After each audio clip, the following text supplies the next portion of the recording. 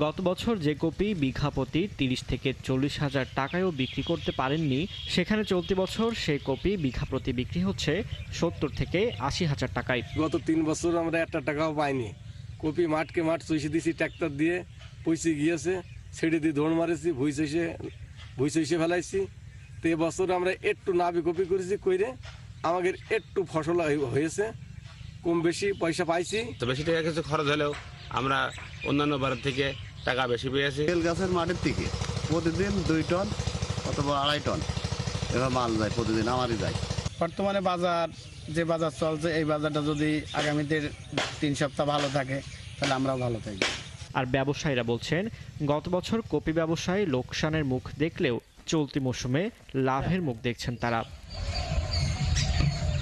এদিকে চুয়াডাঙ্গা কৃষি সম্প্রসারণ অধিদপ্তরের উপপরিচালক জানান, এবছর অধিক বৃষ্টিতে ফলনে কিছু ব্যাঘাত ঘটলেও